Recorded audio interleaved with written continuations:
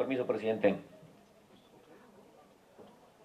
Yo creo que la parte más importante es hablar de las cosas por su nombre. No podemos hablar de un despojo cuando la palabra despojo implica el quitarle de una manera ilegal la posesión o la propiedad a alguien de sus predios.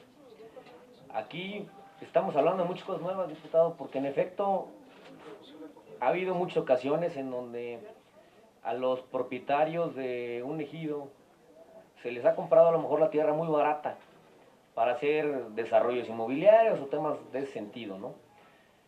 Y por otro lado también hemos visto cómo en el pasado, hasta el día de hoy, cuando Pemex o la Comisión Federal de Electricidad necesita utilizar un terreno, pues lo expropian y se les paga tarde, mal y nunca. Y eso es precisamente lo que se está tratando de modificar el día de hoy.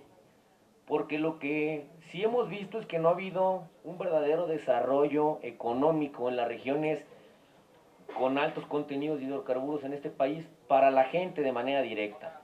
Es decir, sí es cierto que el Estado mexicano se beneficia, lo cual todos celebramos porque de esa manera podemos sostener el gasto público federal, pero no vemos el beneficio directo para el propietario del terreno o para el ejidatario, porque pues se hacen avalúos muy por debajo del valor comercial, se les pagan, como decía hace un rato, a veces muy tarde, después de años y años de litigio, y se les paga muy poco.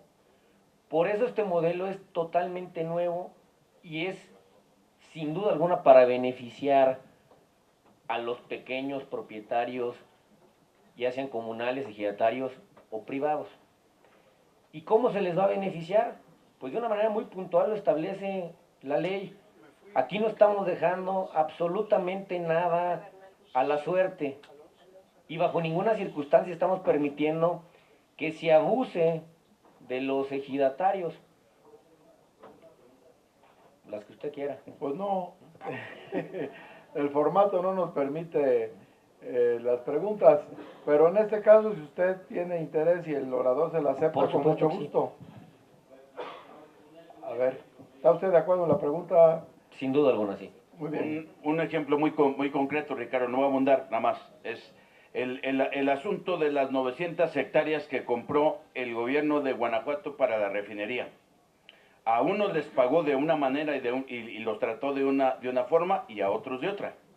Esa es parte del asunto. A unos les pagó a 3 millones de pesos la hectárea y a otros a 100,000 pesos la hectárea. O sea, esa es la bronce. Precisamente, y dando contestación a su pregunta, aquí se establecen esquemas muy puntuales. Y yo lo que les pediría a todos es que leamos de manera responsable todo el capítulo que habla del uso y ocupación superficial en la ley de hidrocarburos, a partir del artículo 100 de dicha ley.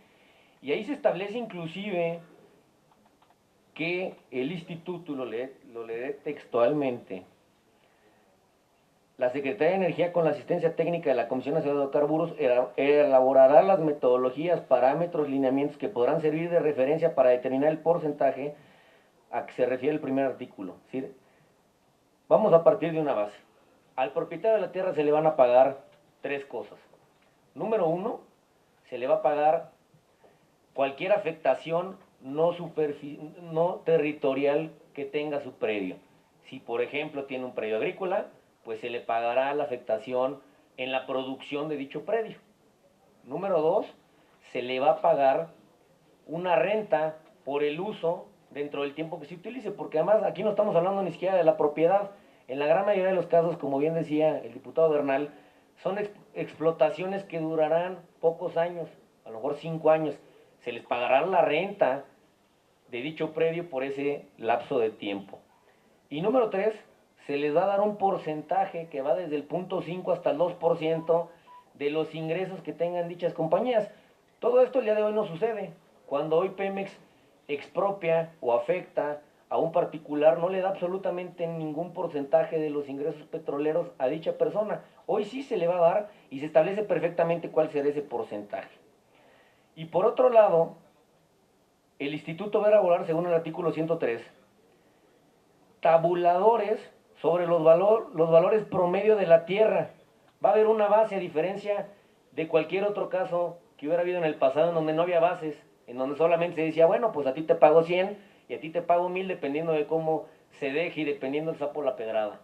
En este caso ya habrá una base que será un tabulador. Además de que en el caso de la propiedad ejidal, según el artículo 102, estarán asesorados en su fracción primera por la representación de la Procuraduría Agraria. Es decir, habrá un representante de la Procuraduría Agraria que defienda los intereses de los ejidatarios y habrá un tabulador que establecerá el mínimo que se les tendrá que pagar.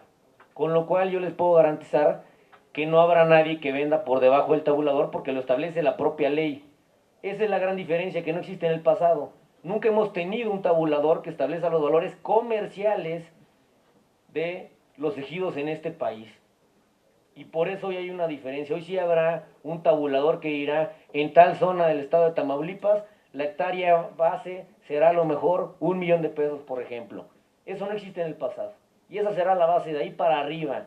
Por eso para Acción Nacional es tan importante todo este capítulo, porque lo que queremos es que haya un beneficio directo para todos y cada uno de los propietarios de la tierra, y el día de mañana hay un desarrollo económico regional, porque esa gente que tenga ingresos extraordinarios a los que hoy tiene de su parcela ganadera, agrícola o demás, pues va a tener más dinero para poder llevar a cabo un desarrollo económico en su zona, en su comunidad, para poder invertir en nuevos negocios y generar más riqueza. De eso es de lo que se trata, que no solamente el Estado mexicano siga teniendo los recursos necesarios para poder sacar adelante su presupuesto, que no solamente haya más inversiones, sino que las familias mexicanas que vivan en zonas y que sean propietarias de terrenos donde hay hidrocarburos tengan beneficios para poder directamente beneficiarse.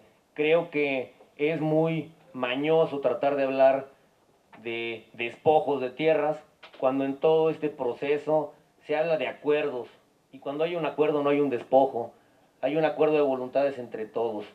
No podemos hablar de expropiaciones cuando, al contrario de lo que pasa hoy, esas expropiaciones se terminarán y se le dará la posibilidad a los particulares de negociar con bases muy fijos. Muchas gracias. Gracias, diputado.